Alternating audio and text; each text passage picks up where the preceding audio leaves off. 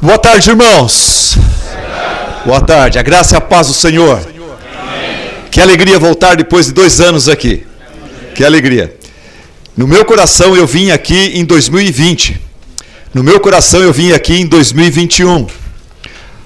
O pastor Carl Pearson me convidou, eu e minha esposa, para voltarmos em 2020, 2021. Nós aceitamos de coração, mas a pandemia não permitiu. Mas estamos aqui agora, de coração também. E eu sei que num grupo como esse, período da tarde, eu vou falar bastante, eu vou encher a minha hora aqui. E alguém vai ficar com sono. E alguém vai ser, pelo sono, levado para longe da verdade que precisa ouvir. Então você vai me ajudar a acordar esse irmão, tá bom? Ajudar a acordar esse irmão para ele voltar a se alimentar espiritualmente. Como um bebê que começa a mamar e começa a dormir, né? Então a mãe precisa dar um tapinha nele para ele acordar e voltar a mamar de novo. Então quando eu falar assim, no meio do sermão, eu termino um ponto, eu falo, você está ligado? Você me responde com uma palma, assim, pá! Entendeu? Daí a pessoa acorda. Só cuidado para não derrubar o caderno, né? Mas agora vamos se preparar, vai. Você está ligado? Isso. Fácil. Vamos lá. 1 Pedro capítulo 1, versículo 1 e 2. 1 Pedro 1, 1 e 2. A palavra de Deus nos diz assim, o Espírito Santo, através do apóstolo Pedro, nos diz assim: Pedro, apóstolo de Jesus Cristo, aos eleitos de Deus, peregrinos dispersos no Ponto, na Galácia, na Capadócia, na província da Ásia e na Bitínia, escolhidos de acordo com o pré-conhecimento de Deus Pai, pela obra santificadora do Espírito, para a obediência a Jesus Cristo e a aspersão no seu sangue. Graça e paz lhes sejam multiplicadas. Multiplicadas, até aí. Irmãos, a carta de 1 Pedro, ela é considerada uma carta geral, porque foi escrita para grupos diversos de cristãos debaixo de perseguição. Esses cristãos, eles se espalharam por causa da perseguição, eles se espalharam pelas províncias romanas da Ásia Menor, na Turquia. No primeiro século, o imperador Nero promoveu uma horrível campanha contra seguidores de Cristo. E por conta dessa campanha, o que aconteceu? Cristãos passaram a ser caluniados, alvos de mentira, de narrativas, de fake news. Eles começaram a ser desprezados e marginalizados. Eles começaram a ser objetos de levantes populares e até mesmo de ações militares contra eles, ao ponto deles terem que fugir e se espalhar para regiões mais pacíficas. Para estes cristãos que passavam por tempos difíceis, para eles Pedro escreve essa carta, considerada o melhor resumo da fé e conduta cristã, recheada de verdades encorajadoras. O próprio Pedro, no capítulo 5, versículo 12, ele fala por que ele escreveu essa carta. É engraçado, ele não fala isso logo no começo, mas ele fala no capítulo 5, versículo 12. O que ele fala lá? Lá ele fala assim: meu objetivo ao escrever é encorajá-los e garantir-lhes que as experiências pelas quais vocês têm passado, perseguições, né, são verdadeiramente parte da graça de Deus. Permaneçam firmes nessa graça. Esse é o propósito da carta de Pedro para esses irmãos debaixo de tempos difíceis. Então essa carta tem tudo a ver conosco, com essa conferência, com o tempo difícil que nós estamos enfrentando. Por quê? Porque a Bíblia fala que todos os que viverem piedosamente em Cristo Jesus serão perseguidos, passarão por tempos difíceis. E nós, hoje, eu no Brasil, você aqui, nós lutamos contra 3 inimigos. Nós lutamos contra a carne, que somos nós mesmos, as nossas próprias fraquezas. Nós enfrentamos depois o diabo e também enfrentamos o mundo. Nossos 3 inimigos, a carne, nós mesmos, nossas inclinações carnais, terrenas. Depois nós temos o diabo e nós temos o mundo. O mundo, sim, e quando fala que o mundo luta contra nós e nós contra o mundo, quer dizer, mundo é a sociedade, a cultura hostil a Cristo e ao seu evangelho. A sociedade, a moda, a cultura, ela tem uma hostilidade aberta e crescente contra o cristianismo. Alguns de vocês, quando pensam em tempos difíceis nessa conferência, talvez estão pensando apenas na pandemia, nos desempregos, na inflação e nas igrejas fechadas que perderam muitos membros. Sim, isso torna os tempos de hoje tempos difíceis. Mas, irmãos, hoje, lá no Brasil, o problema maior que eu percebo, falando agora como brasileiro, é que nós, cristãos do Brasil, estamos sofrendo uma perseguição cada vez pior na área política, cultural, através da mídia, através da própria política. Hoje no Brasil, quem crê em Deus e no valor da família, com um marido, uma mulher e filhos, lá no Brasil, a televisão, os artistas, a cultura, o próprio governo, pessoas que escrevem livros didáticos para as nossas crianças, começam a nos chamar de fundamentalistas, de pessoas quadradas, de pessoas xiitas. No Brasil, quem crê no valor e beleza da liderança masculina no lar, na igreja, na sociedade, é visto hoje como machista. E eu não estou falando aqui daquela visão bíblica errada, equivocada, exagerada, onde o homem manda na mulher e faz dela o que ela quiser. Eu creio que a Bíblia é contra isso. Mas eu estou falando, se no Brasil você defender essa visão bíblica de o homem ser aquela pessoa que deve assumir a liderança e a responsabilidade do lar, e cabe a ele proteger, prover, liderar as mulheres de forma exemplar e servil. Lá no Brasil, isso é visto como machismo. No Brasil, quem crê no valor e beleza do gênero masculino e feminino, ele é homofóbico. Lá tem a tal da ideologia de gênero, não sei se já chegou aqui, se não chegou, espero que nunca chegue, mas deve chegar. A pessoa que crê no valor e beleza do gênero masculino e feminino é visto como homofóbico. O que nós estamos sofrendo lá, meus irmãos, não é só a pandemia, não é só a alta dos preços, a inflação, o desemprego, mas é a ditadura da mordaça. Quem não pensa igual àquilo que o governo e a cultura está ditando, essa pessoa é escorraçada, essa pessoa perde o emprego, é difamado, é marginalizado. Recentemente soltaram, por via Hollywood, via Estados Unidos, chegou no Brasil um filme sobre É o Batman? Foi o Batman ou não?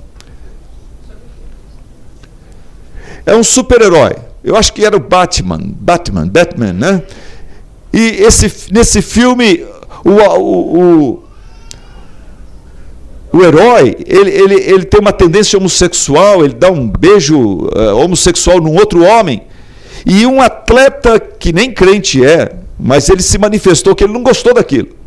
Ele manifestou no seu Twitter que ele não gostou daquilo. Ele foi mandado embora do seu time, do seu clube, por se posicionar quanto a uma questão assim. Só para vocês verem que dias difíceis que a igreja está enfrentando, e parece que a coisa vai piorar. No Brasil, quem crê que Jesus é o caminho, a verdade e a vida, está sendo mais e mais visto como intolerante, intransigente, bitolado, ridículo. Ok, então vamos à carta de Pedro. Se ele escreveu para pessoas que estavam passando por tempos difíceis, o que ele tem a dizer é relevante para nós. Pedro inicia sua carta apresentando-se. E Pedro apresenta-se não como grande teólogo, não como doutor em filosofia, ele se apresenta como apóstolo de Jesus Cristo. Apóstolo de Jesus Cristo. Lá no Brasil tem um pessoal que acha que eles são apóstolos. Eu acredito que aqui também tenha. Me perdoem, me desculpa, mas o que eu vou falar aqui não vai agradar a pessoa que acha que é apóstolo, ou que crê que hoje haja apóstolos. Porque, biblicamente falando, o apóstolo tem que ser uma pessoa que foi chamado diretamente por Jesus Cristo. Essa pessoa tem que ter sido testemunha ocular do batismo de Cristo, do seu ministério, da sua morte, da sua ressurreição e ascensão. Essas foram as qualificações usadas pelos 11 apóstolos para escolher o 12º apóstolo, a fim de substituir Judas. Lá em Atos, capítulo 1, versículo 21 e 22, fala assim, palavras dos apóstolos. Portanto, é necessário que escolhamos um dos homens que estiverem conosco,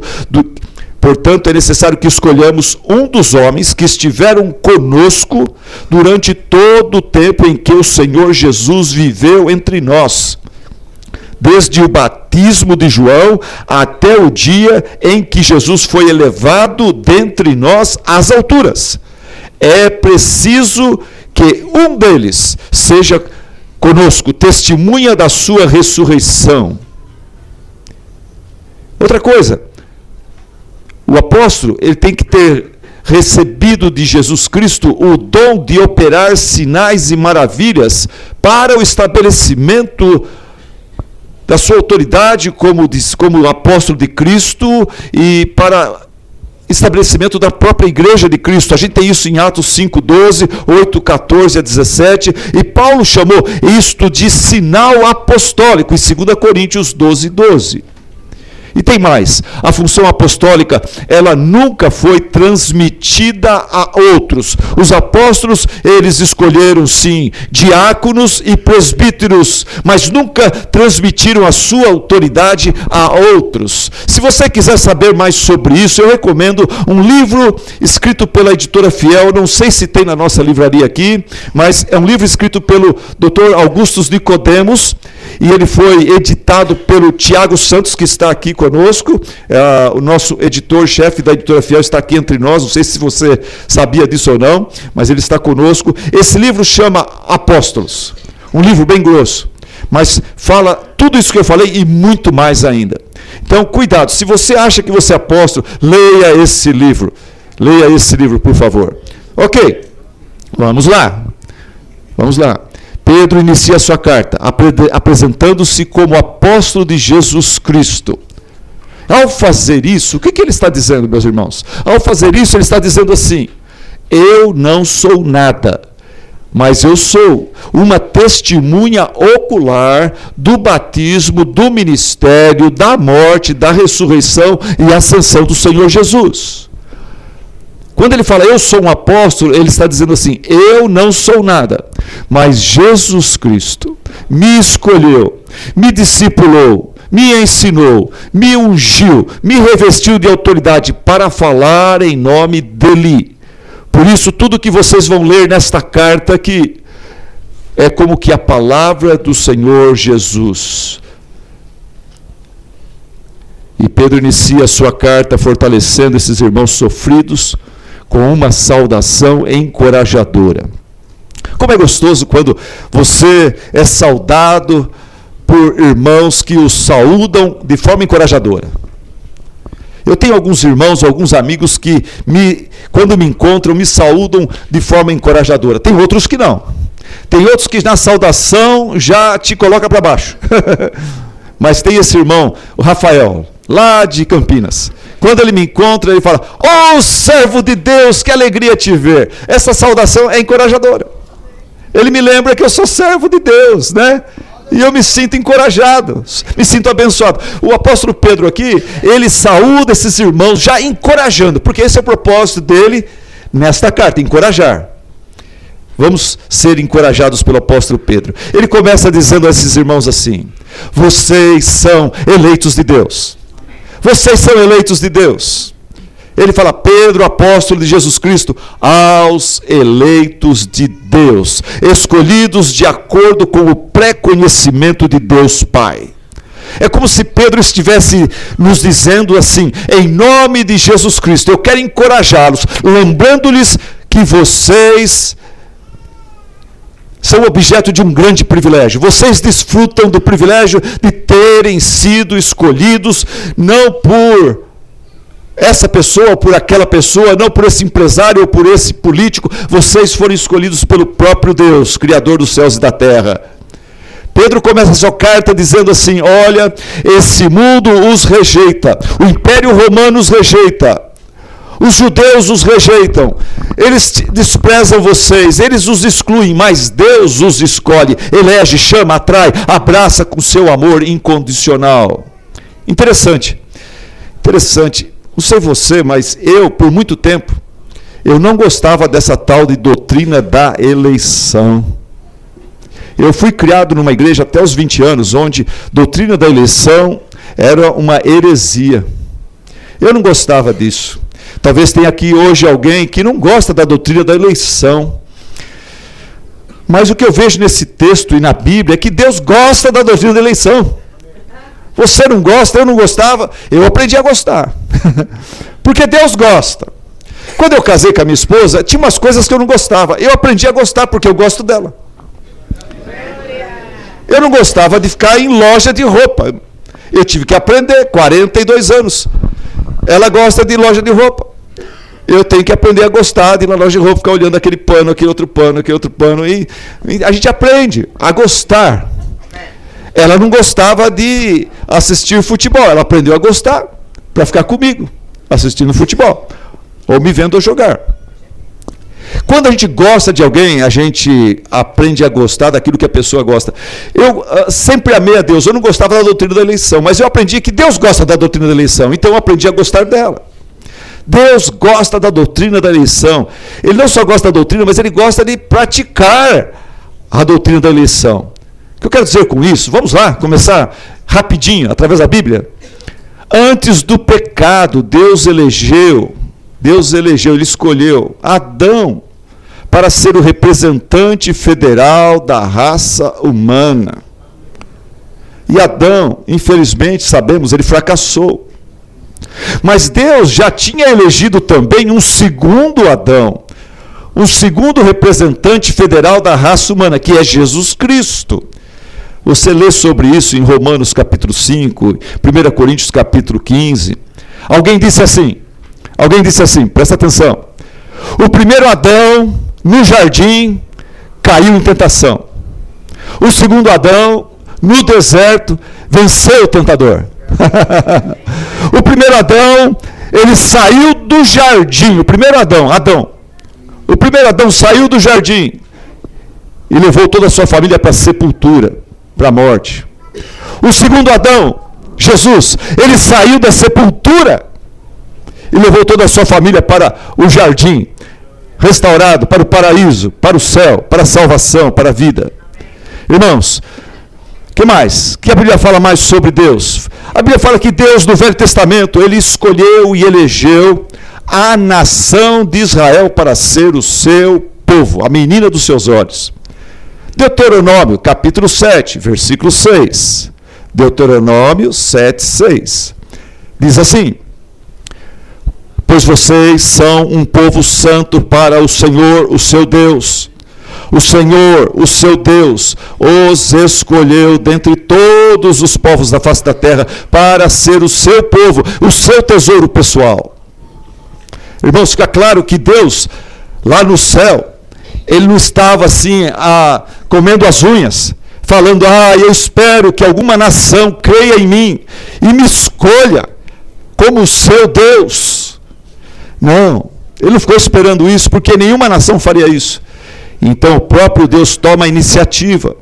E ele escolhe, ele elege, ele chama, ele liberta, e ele se revela, e ele propõe, e estabelece uma aliança com Israel. E tem mais. No capítulo 7 de Deuteronômio, versículo 7, fala assim: o Senhor não se afeiçoou de Israel, fala de vocês, nem os escolheu, por serem mais numerosos do que outros povos, pois vocês eram o menor de todos os povos. Então, olha, presta atenção, você que é eleito, eu sei que você tem uma tendência de se envaidecer, mas Deus não nos escolheu por causa dos nossos méritos mas apesar dos nossos deméritos. Deus não escolheu Israel por causa dos seus méritos, mas apesar dos seus deméritos, por causa da sua livre e soberana graça. Por que Deus não escolheu um povo melhor do que os judeus, um povo mais obediente do que os judeus? Francamente, os judeus, irmãos, eles são tão ruins em aspectos diferentes, mas equivalentes, tão ruins quanto os brasileiros, quanto os moçambicanos. Eles têm seus defeitos, suas fraquezas. Por que Deus os escolheu? Não escolheu um povo melhor. O Salmo 14 responde: não tem povo melhor. O Salmo 14 fala que o Senhor Deus olhou do céu para os filhos dos homens, para toda a raça humana, para ver se havia alguém que tivesse entendimento, que buscasse a Deus. E a conclusão de Deus foi: todos se desviaram, igualmente se corromperam. Não há ninguém que faça o bem, não há nenhum sequer. O que mais? No Novo Testamento, Deus também faz a mesma coisa com a sua igreja. Ele fez isso com Israel, escolheu Israel. Ele não escolheu todas as nações, ele escolheu Israel. E agora, no Novo Testamento, ele escolhe a sua igreja. E antes que a primeira igreja batista em Corinto se gabasse, se envaidecesse da sua eleição, o Espírito Santo lhes disse em 1 Coríntios capítulo 1, versículo 1: irmãos, pensem no que vocês eram quando vocês foram chamados. Poucos eram sábios, segundo os padrões humanos. Poucos eram poderosos. Poucos eram de nobre nascimento. Mas Deus escolheu as coisas loucas do mundo, as coisas fracas do mundo, as coisas insignificantes do mundo, as desprezadas e as que nada são, para reduzir a nada as que são. Para quê? Para que ninguém se glorie diante dele. E eu gosto do versículo 30, presta atenção. Quem não gosta de doutrina da eleição não gosta desse versículo aqui, porque ele é pesado. Olha o que o versículo 30 fala: é, porém, por iniciativa dele que vocês estão em Cristo Jesus, o qual se tornou sabedoria de Deus para nós, isto é, justiça, santidade e redenção, para que, como está escrito, quem gloriar-se, glorie-se no Senhor. Quem gloriar-se, glorie-se no Senhor. No céu não vai ter ninguém, no céu, dando tapas nas próprias costas, exibindo seus diplomas, mostrando suas fotografias e falando dos seus ministérios, e falando: eu mereço estar aqui porque eu fui mais inteligente, mais trabalhador, eu fui mais dedicado, eu suei muito lá na terra, por isso que eu estou aqui, eu mereço estar aqui. No céu ninguém vai fazer isso. Lá todos darão toda a honra e toda a glória ao Rei dos Reis, ao Senhor dos Senhores. Amém? Amém, aleluia. Você está ligado?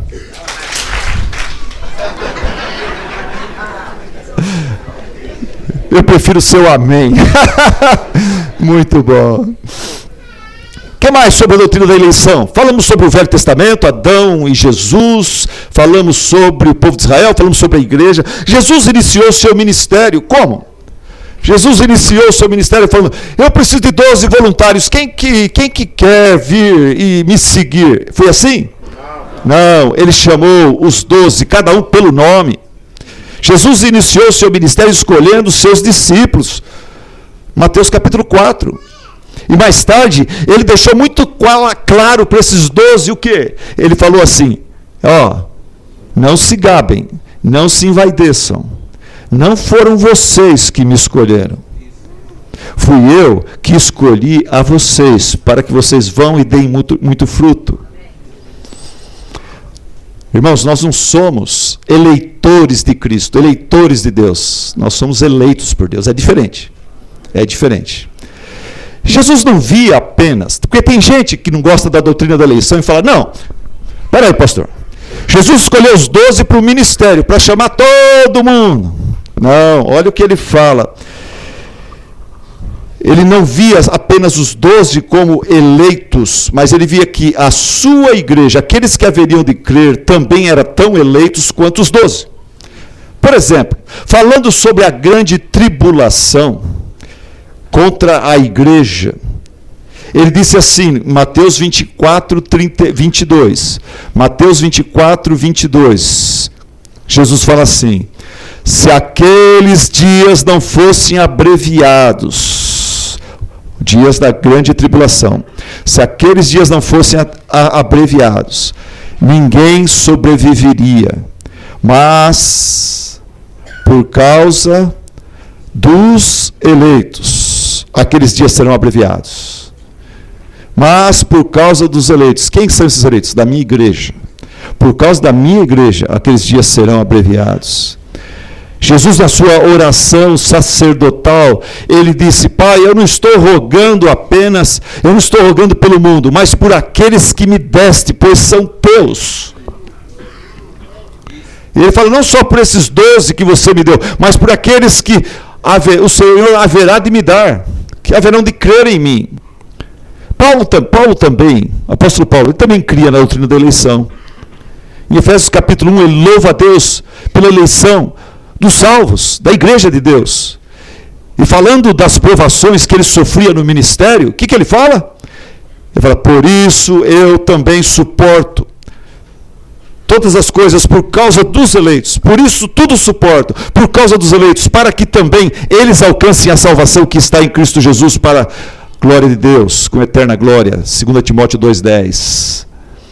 O apóstolo Pedro começa a sua carta, voltando agora para Pedro, ele começa a sua carta professando essa doutrina. Pedro, apóstolo de Jesus Cristo, aos eleitos de Deus, escolhidos de acordo com o pré-conhecimento de Deus Pai.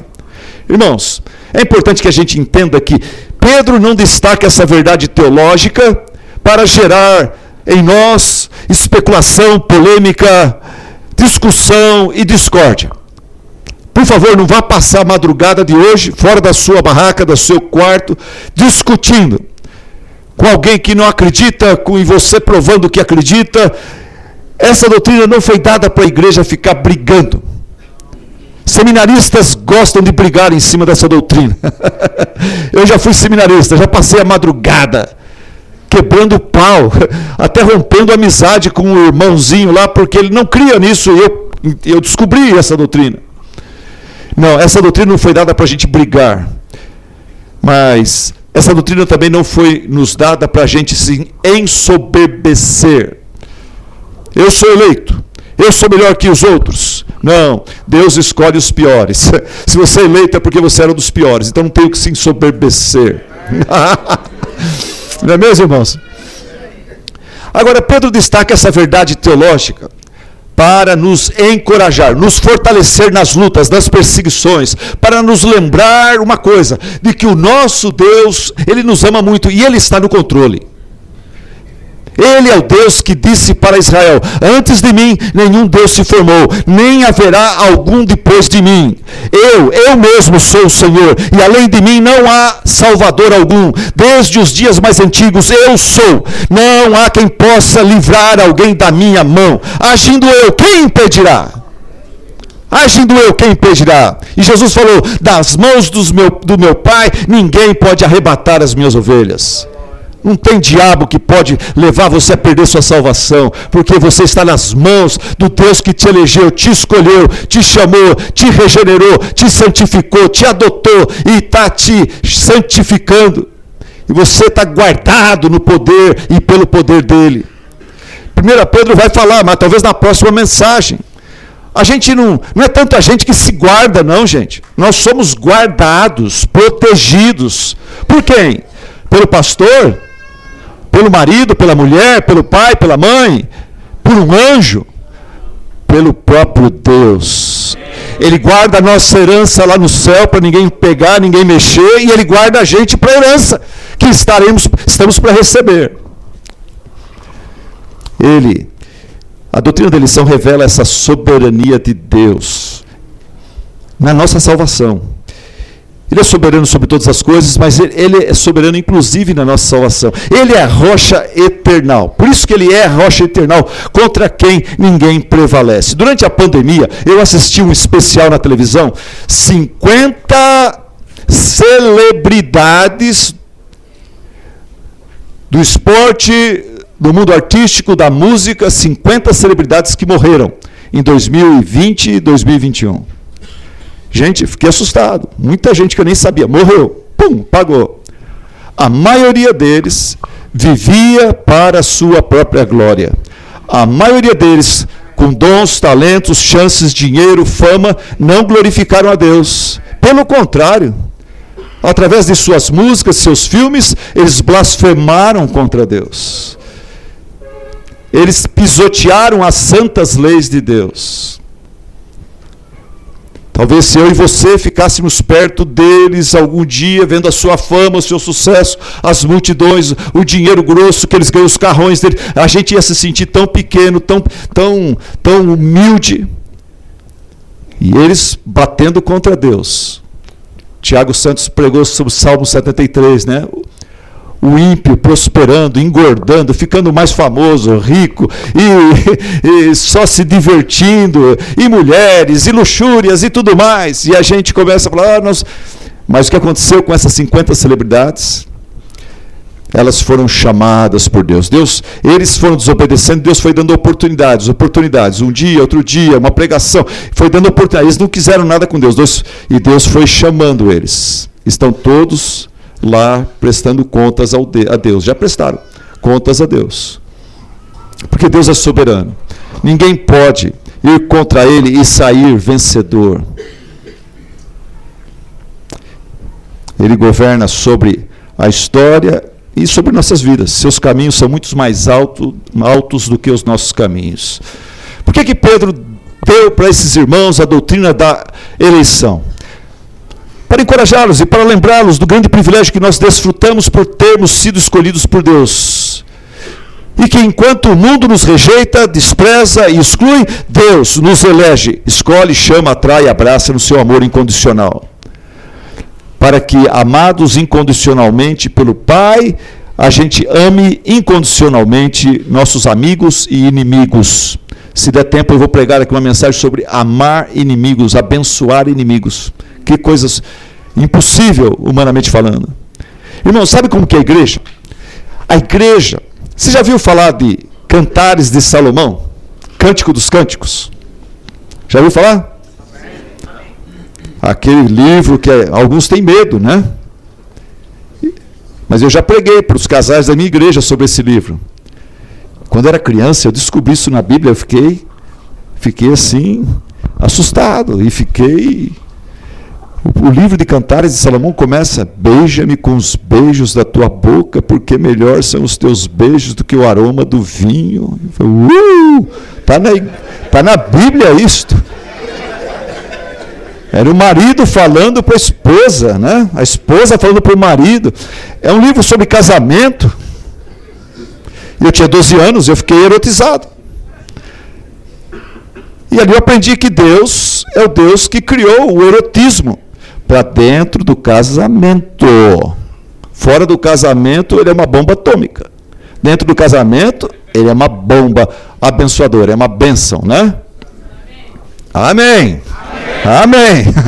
Não esquece disso, meu irmão. Ok. No livro de Cantares, de Cântico dos Cânticos de Salomão, tem uma tal de Sulamita. Ela é uma moça do campo. O rei, ele vai visitar as suas vinhas. Uma das vinhas lá que ele vai, ele vê que tem entre as trabalhadoras, no sol quente, trabalhando nas suas vinhas, tem uma tal de Sulamita. Ele acha ela linda demais. Ele se apaixona por ela. Mas ele é rei, ele mora no palácio, ela mora no campo. Ele é rei, ele mora entre as madames. Agora ela mora entre as vassalas. Ele se apaixona, ele traz ela para o palácio, ele declara amor por ela, ele propõe casamento a ela. E ela se apaixona por ele também. Mas ela está mal cuidada, irmãos. O cabelo dela não está legal, a unha dela não está bonita, a pele dela está queimada do sol. Ela não está enfeitada, igual as moças que ficavam, as madames que ficavam só dentro do palácio, na sombra, se cuidando. E as mulheres do palácio, de inveja, começaram a criticar ela e pôr ela para baixo, começaram a excluí-la. Olha aquela vassala, aquela moça caipira, o que ela está fazendo aqui no palácio? E ela ouviu E você acha que ela ficou chateada, ela ficou em depressão por causa disso? Interessante, a Bíblia fala que ela diz para aquelas mulheres: eu estou mal cuidada, minha pele está queimada, meu cabelo não está legal, vocês estão zombando de mim, mas deixa eu dizer uma coisa para vocês: o rei se apaixonou por mim e não por vocês. O rei quer casar comigo, o rei quer casar comigo, não quer casar com vocês.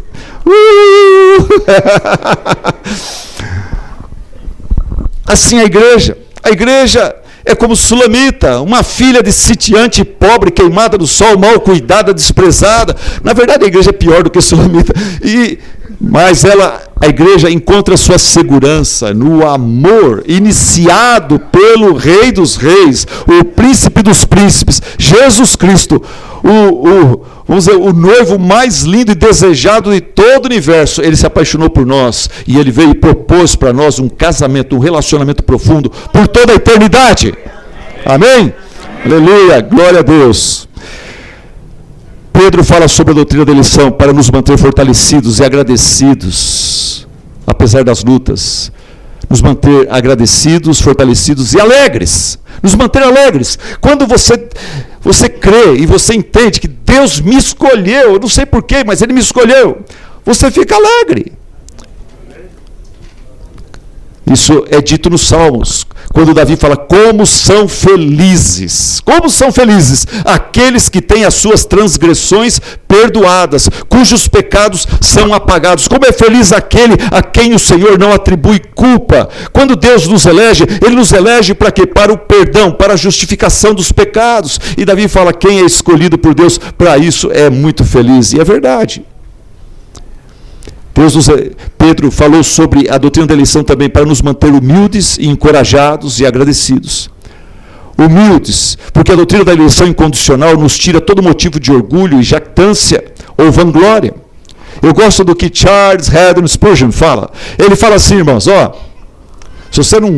se talvez não vai com a minha cara, você não está gostando dessa mensagem porque eu estou falando do assunto que você não concorda. Mas deixa eu falar sobre um pastor respeitado por igrejas pentecostais, igrejas tradicionais, batistas, presbiterianos, quadrangulares. O Charles Haddon Spurgeon, o príncipe dos pregadores. O que ele fala sobre a doutrina da eleição? Ele fala assim: eu creio na doutrina da eleição porque tenho absoluta certeza que, se Deus não me escolhesse, eu jamais o escolheria. Eu tenho certeza que Ele me escolheu antes de eu nascer, ou do contrário, Ele nunca me escolheria depois disso. Porque Ele ia ver como que eu sou fraco, como que eu sou falho. Ele não ia me querer. Pedro fala sobre a doutrina da eleição para nos manter fortalecidos e humildes. Fortalecidos, por quê? 2 Pedro 1, versículo 10 fala: procurem diligentemente. 2 Pedro 1,10 fala: procurem diligentemente confirmar a sua eleição, porque assim não tropeçareis em tempo algum. Quem tem certeza da sua eleição tropeça menos. Ele fala: não vai tropeçar. A noiva que tem certeza que aquele super noivo é apaixonado por ela e vai casar com ela, não vai fugir da igreja, ela se mantém firme, ela não dá bola para mais ninguém. Mas a noiva que está insegura quanto ao caráter, quanto à fidelidade do noivo, ela é tentada a talvez fugir com outro antes do casamento. Irmãos, essa doutrina bem compreendida, a doutrina da eleição bem compreendida, nos mantém humildes. Pois através dela, Deus se apresenta de forma transcendente, maior do que a nossa mente finita é capaz de compreender. Pausa. Não tente compreender todas as implicações da doutrina da eleição, senão você vai ficar doido. Eu tentei fazer isso por anos. Lutava, queria compreender, amarrar tudo. Não dá certo, não consegue. Aceita pela fé, está na palavra de Deus, desfruta dela até o ponto que você consegue. Não tenta explicar tudo não, porque sua mente é infinita. A doutrina da eleição apresenta Deus como sendo o nosso grande herói, libertador, abençoador. Nós somos pecadores resgatados, abençoados. Não entendemos, não merecemos, mas dizemos como o apóstolo Paulo: ó, profundidade da riqueza, da sabedoria e do conhecimento de Deus, quão insondáveis são os seus juízos e inescrutáveis os seus caminhos. Aqui Paulo está falando, eu não entendo essa doutrina da eleição, mas eu louvo a Deus por ela. Quem sabe um dia Ele vai me dar graça de entendê-la. Nós não entendemos, não merecemos, mas recebemos essa doutrina com louvor, gratidão, pois é uma verdade que nos dá segurança. É uma verdade que nos dá segurança. Você não elegeu, não escolheu Deus, é Deus que te escolheu. É muito melhor, não é? O que você prefere, você escolher ou Ele te escolher? Eu escolhi fazer curso de judô, 2 aulas parei. Eu escolhi fazer curso de francês, 2 aulas e parei. Eu escolhi, muitos de vocês começaram a fazer curso de alguma coisa. Começou namoro, não parou, desistiu. A gente, ser humano, nós somos muito estáveis. A gente começa coisas, começa negócios, relacionamentos, e a gente abandona. Que bom que o relacionamento nosso com Deus, não fomos nós que começamos, é Ele que começou. Amém? Vamos lá. Segunda coisa. Mas antes dessa segunda coisa, eu quero perguntar para vocês. Vocês estão ligados? Não. Faz de conta que eu não falei nada. Vamos lá. Vocês estão ligados? Uau! Agora tá bom. Vamos lá. Primeira grande verdade é que... Primeira verdade encorajadora que Pedro fala para essa igreja perseguida é: ei, não desanimem. Vocês não escolheram a Deus, Deus escolheu vocês. Vocês são dele. Segunda verdade encorajadora aqui nesta carta do apóstolo Pedro é: vocês são cidadãos, não aqui da terra, mas do céu. Olha bem o seu passaporte. E você vai ver que você não é de Moçambique, você é cidadão celestial. Ele fala isso no capítulo 1, versículo 1. Ele fala: Pedro, apóstolo de Jesus Cristo, aos eleitos de Deus, peregrinos, forasteiros, que vivem como estrangeiros, porque a sua cidadania é celestial. Nessa carta ele fala várias vezes que nós cristãos somos peregrinos, forasteiros. Irmãos, Cristo ele veio anunciando a chegada do reino de Deus. Jesus iniciou o seu ministério pregando: o tempo é chegado, o reino de Deus está próximo, arrependam-se, creiam nas boas novas, entrem para o reino de Deus. E quando a gente se arrepende e crê, a gente se arrepende da nossa rebeldia contra Deus e cremos na oferta do Evangelho, salvação pela graça, mediante a fé, nós somos admitidos no reino de Deus, nos tornamos como filhos de Deus. João capítulo 1, versículo 11, Jesus veio para o que era seu, os seus não o receberam. Mas a todos quantos o receberam pela fé, deu-lhes o poder de serem feitos filhos de Deus, participantes do reino de Deus, a saber, aos que creem no seu nome. Um dia, o reino de Deus se realizará na sua plenitude, de forma visível. Por isso que a gente ora: Pai nosso que estás nos céus, santificado seja o teu nome, seja feita a tua vontade, venha a nós o teu reino. Venha a nós o teu reino. A gente anseia pela manifestação visível do reino de Deus. Mas hoje, o reino de Deus já é uma realidade no coração de todo cristão que vive submisso ao senhorio de Cristo. Lucas 17, 20. O pessoal perguntou: quando é que vai se manifestar o seu reino, em sua glória? Jesus falou: o reino de Deus já está em vós. O reino de Deus não está de forma visível, de forma material, ele está no coração. Deus está buscando adoradores que o adorem em espírito e em verdade. Tanto é que Jesus nos ensina que o jeito certo de viver a vida cristã é buscando o reino de Deus e a sua justiça diariamente. E quem faz isso já está vivendo no reino de Deus, como embaixador de Deus num país estrangeiro, onde jaz o maligno. Por isso, como cidadãos do reino de Deus, nós temos que viver aqui na terra como forasteiros, viajantes, peregrinos. Essa era a realidade dos irmãos do Antigo Testamento. Hebreus fala sobre isso, que Abel, Noé, Enoque, Abraão, eles viveram como se fossem peregrinos. Eles não buscavam uma terra, uma pátria aqui, mas a celestial. Hebreus 11 fala assim, versículo 13, fala: todos estes ainda viveram pela fé e morreram sem saber o que tinha sido prometido. Viram-nas de longe as saudaram, reconhecendo que eram estrangeiros e peregrinos na terra. Os que assim falam mostram que estão buscando uma pátria. Se eles estivessem pensando naquela de onde saíram, teriam a oportunidade de voltar para Ur dos Caldeus, para o Egito. Em vez disso, eles esperavam por uma pátria melhor, isto é, a pátria celestial. Por essa razão, Deus não se envergonha de ser chamado Deus deles, pois preparou-lhes uma cidade.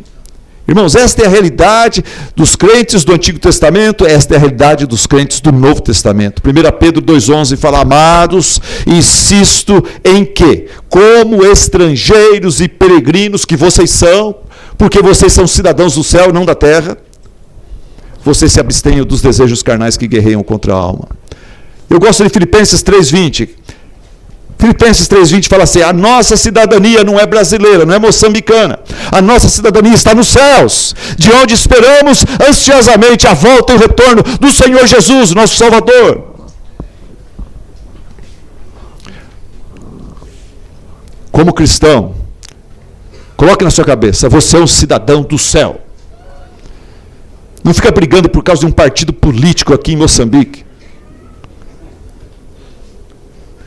Lá na minha igreja, a gente vê que tem um dualismo, tem pessoas da esquerda, pessoas da direita. Eu falo: pá, nem esquerda nem direita. Lute pelo reino de Deus, pela pregação do evangelho, pela salvação de vidas. Fica brigando por causa de político. E o político, daqui a pouco, ele pisa na bola, ele te envergonha, ele te mata de vergonha, ele te coloca em inimizade contra os outros. Seja um cidadão do céu. Nesse mundo você é um estrangeiro, um peregrino. Com 20 anos de idade, me casei com a Vanger, e o pastor Ricardo Denham, da Fiel, falou: eu gostaria que você aprendesse inglês, estudasse a Bíblia nos Estados Unidos e voltasse para me ajudar aqui no Brasil. E nos levou para os Estados Unidos. E ele me fez eu avaliar e prometer que eu iria ficar para os Estados Unidos para estudar e voltar. Ele falou: se você quer ir para ficar lá, desfrutar das delícias da América, então vá sozinho. Se você quer minha ajuda, eu quero ter certeza que você vai e volta, para investir no seu povo. E nós assumimos esse compromisso. Minha esposa foi evangelizada por esse pastor, e sua esposa.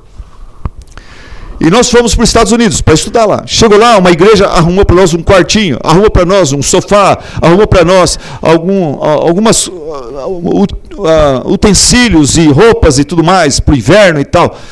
E a gente tinha aquele lugar provisório, a gente sabia que iríamos ficar lá por 3, 4 anos só. Então, irmãos, eu não fiquei correndo atrás de comprar terreno, de construir uma casa, de arrumar aquela casa, de conseguir um emprego, de fazer meu nome, de conseguir cidadania. Eu não fiquei, não, eu fiquei ali, vivendo na mala, vivendo com coisas emprestadas. Quando terminou tudo, eu devolvi aquilo para a igreja. Falei: obrigado. E peguei minha mala e voltei para o Brasil. Sabe, quando o crente ele perde essa noção da transitoriedade dele aqui na terra, que aqui na terra nós somos peregrinos, nós somos estrangeiros, a gente começa a se agarrar demais às coisas terrenas. Chega uma hora que a gente fala sobre a volta de Jesus, igual eu acabei de falar, ninguém fala amém. Você não quer que Jesus volta, não, porque o seu barraco está ficando bonitinho, né? Você conseguiu comprar uma bicicleta, conseguiu comprar uma moto, conseguiu comprar um carrinho. Não, Jesus não volta não, eu estou progredindo, estou prosperando. Eu estou construindo o meu reino aqui, a minha igreja está crescendo, eu estou ficando um pastor importante. Estou até sendo convidado para orar lá na Conferência da Fiel. Cuidado, a gente, quando perde essa noção de que nós somos estrangeiros, nós começamos a agir como aquele viajante itinerante, que vai de cidade em cidade, mas ele de repente esquece que ele é um viajante itinerante, que está vendendo coisas. E ele chega numa pensão velha, e o quarto não está legal, e ele vai ficar 3 dias ali. Mas ele vai lá e começa a comprar tinta para pintar o quarto, começa a comprar cortina, começa a comprar ar-condicionado para instalar no quarto. Mas ele vai ficar só 4 dias ali. E ele deixa tudo pronto, daí ele lembra, tem que ir embora, daí ele fica chateado, puxa, que desperdício de tempo, de dinheiro. Cuidado, crente. Nós temos que ter um pé nesse mundo, outro pé na eternidade. Pede para o Senhor sabedoria para administrar isto. Peça para o Senhor sabedoria para administrar isto. Eu vejo o irmão Charles Woodrow, médico. Ele poderia estar milionário nos Estados Unidos como médico. Ele e sua família poderiam estar morando no melhor estado, no melhor bairro, uma casa linda, grande. Ele poderia estar viajando pelo mundo, curtindo o turismo na idade que ele está. Mas ele decidiu servir o Senhor Jesus Cristo com o dom que Deus deu para ele, com o talento que Deus deu para ele. Amém? Aleluia! Glória a Deus! E ele nos abençoa a mim. Eu sou pastor de uma igreja no Brasil, não teria condições de vir sozinho aqui, mas através dele eu estou sendo abençoado, vocês estão sendo abençoados, nós estamos sendo abençoados, porque ele tem essa noção de que ele está aqui para investir no reino, e não para ajuntar para si mesmo. Nós somos peregrinos. Sabe o que é um peregrino? Deixa eu te ajudar um pouquinho. O que é um peregrino? Peregrino não é um pródigo. Cuidado, peregrino não é pródigo. Pródigo é a pessoa que foge de casa. É aquele que não quer trabalhar, não quer conta, não quer pagar, não quer cuidar da mulher, não quer cuidar do filho, ele foge. Ele prefere ficar na rua dormindo em algum lugar do que ficar com a família. Nós não somos pródigos, somos peregrinos. Nós não somos andarilhos. Quem que é o andarilho? O andarilho é aquele que não tem lar, não tem casa. Nós não somos andarilhos, nós somos peregrinos. O pródigo foge de casa, o andarilho não tem casa, mas o peregrino caminha em direção da sua casa. Amém? Seu lar celestial. Aos 9 anos de idade, na minha igreja, eu participei de um grupo que chamava Embaixadores do Rei. Para fazer parte daquele grupo, você tinha que memorizar as escrituras, vários versículos, e você tinha que memorizar um hino. E o hino que eu memorizei com 9 anos de idade, falava sobre isso que eu estou falando para vocês, que nós somos peregrinos aqui na terra. O hino fala assim: sou forasteiro aqui. Você conhece o hino? Sou forasteiro aqui.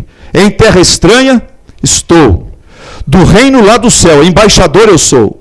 Meu rei e salvador vos manda em seu amor as boas novas de perdão. Eis a mensagem que ele me deu, aquele que por nós morreu. Qual que é a mensagem? Reconciliai-vos já. É a ordem que ele dá. Reconciliai-vos já com Deus. A segunda estrofe fala assim: é a ordem do meu rei, que todo pecador, arrependido já, confesse ao Salvador.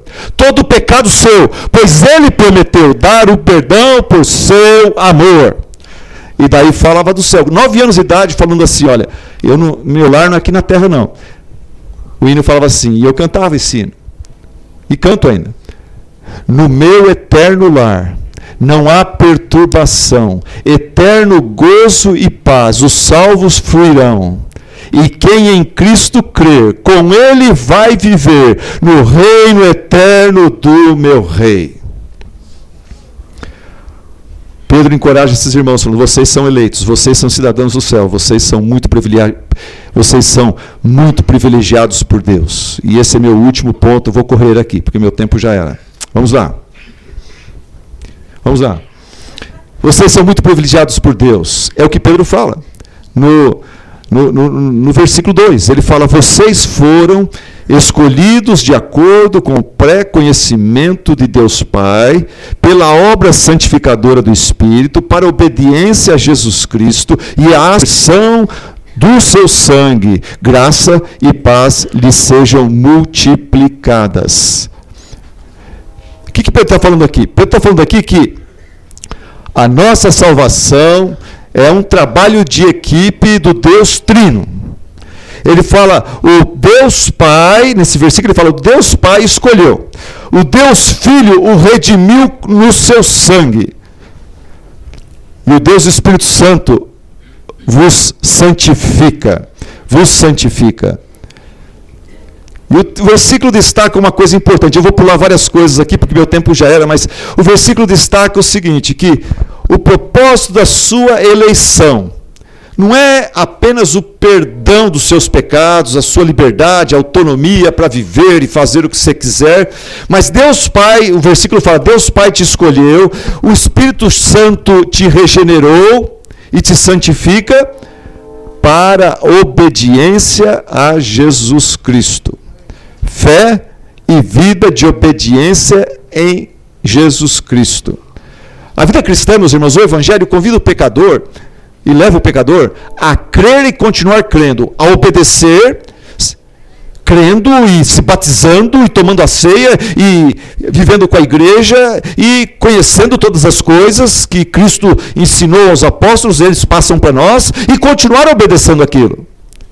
O Evangelho chama a pessoa a crer e continuar crendo, a obedecer e continuar obedecendo. Mas o que acontece com a gente? Acontece com a gente que 1 João fala que a gente não quer errar, a gente não quer desobedecer. Mas, apesar de não querermos, a gente acaba pecando e errando.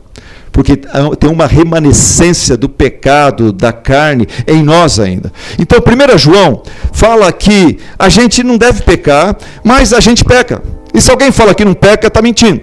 Eu pequei ontem. Alguém não pecou ontem?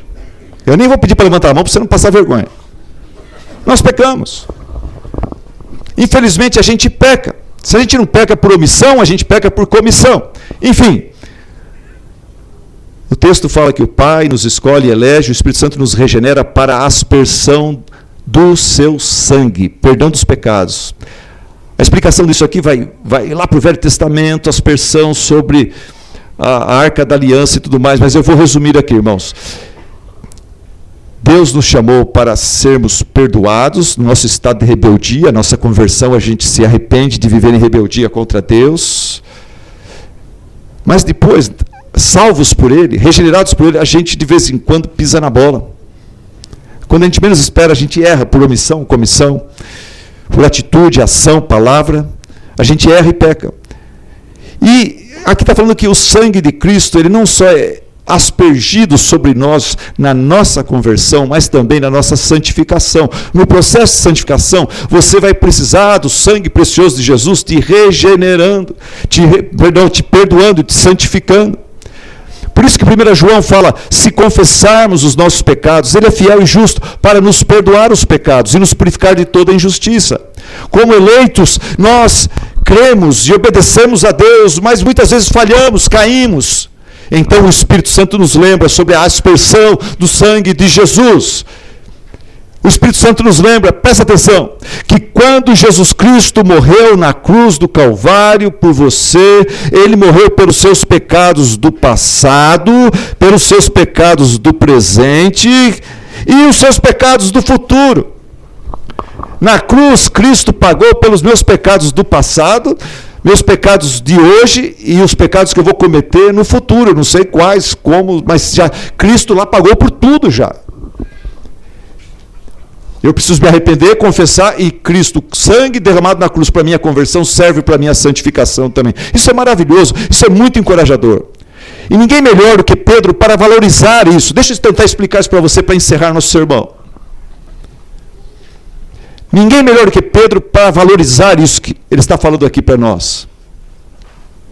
Por quê? Porque Pedro, após 3 anos andando com Jesus, ele aprendeu a amar o Mestre. Mas na noite, antes da crucificação, na casa de Caifás, o sumo sacerdote, escribas e anciãos interrogavam a Jesus, e Pedro seguia o Mestre de longe. Como acenderam o fogo no meio do pátio, Pedro se assentou numa roda de judeus ali. E o interrogatório que acontecia naquele lugar contra Jesus foi se intensificando e se transformando numa sessão de injustiça e de tortura. Começaram a gritar, começaram a cuspir, começaram a esbofetear a Jesus. Enquanto isso, Pedro, naquela roda, 3 vezes, pessoas o escutando ele falar, vendo o jeito ele se vestir, falam, Você parece que é um dos seguidores desse Jesus que está sendo escorraçado lá pelos anciãos. E Pedro, ele nega Jesus. Pedro, diante desses judeus, ele fica com vergonha de Jesus. E Pedro fracassa miseravelmente. Ele nega Jesus, ele se envergonha do próprio mestre, seu melhor amigo. Pedro fracassa miseravelmente. Pedro peca vergonhosamente. Por quê? Porque ele tinha prometido, horas antes, ele tinha jurado que ele jamais abandonaria o mestre, que ele estava disposto a morrer pelo mestre, mas ele fracassou miseravelmente, vergonhosamente. E mais, Pedro, ele pecou não só vergonhosamente, miseravelmente, mas ele pecou publicamente, 3 vezes diante de um grupo de pessoas. Pedro jurou e praguejou, dizendo: eu não conheço esse homem, não tem nada a ver com ele. Mas convencido pelo Espírito Santo do seu pecado, Pedro saiu daquele lugar, o galo cantou, Pedro saiu e foi chorar amargamente, arrependidamente.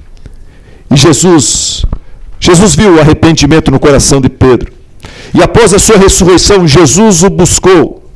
E Jesus o perdoou. E Jesus reafirmou o seu amor por Pedro. E Jesus restaurou Pedro ao ministério, ao cuidar da sua igreja. E ao restaurá-lo, Jesus disse: Pedro, apacenta as minhas ovelhas. Cuida da minha igreja, Pedro. E por isso Pedro escreveu essa carta, para nos apacentar, com a mesma graça com a qual ele foi apacentado.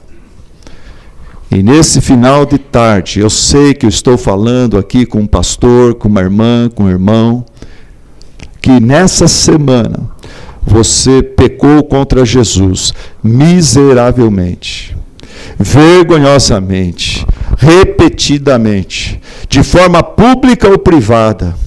E Deus te trouxe aqui nessa conferência para te dizer que o mesmo sangue puro, precioso e poderoso que o Senhor Jesus Cristo verteu na cruz do Calvário, que foi poderoso para te salvar, é poderoso também para te perdoar desses pecados cometidos ontem, nessa semana, talvez hoje mesmo. Amém? Amém. Abaixe sua cabeça, feche seus olhos. Querido e amado Deus, ajuda cada um de nós, Pai, a entendermos o encorajamento, a beleza dessas 3 verdades, Senhor. E, querido Deus, obrigado por aqueles irmãos e irmãs que chegaram nesse lugar, Pai, santificados, preparados espiritualmente, preparados para ouvir a Tua palavra, Senhor, andando pela fé, com seus pecados, Pai, confessados. Obrigado, Senhor. Mas tem misericórdia, Pai, daquele pastor, daquele homem, daquela mulher, Senhor, daquele jovem que aqui está, que nesse momento, nessa conferência, chega aqui, Senhor, envergonhado, chega aqui, Senhor, desanimado, chega aqui, Senhor, derrotado pelo pecado. Oh, Deus, que essa palavra seja usada por Ti, Senhor, para abraçar esse irmão com a Tua graça, para conferir a ele, a essa irmã e irmão, Senhor, aquela resolução espiritual que o Senhor deu para o filho pródigo, de se levantar do chiqueiro, do pecado, Senhor, e correr para os braços do Senhor,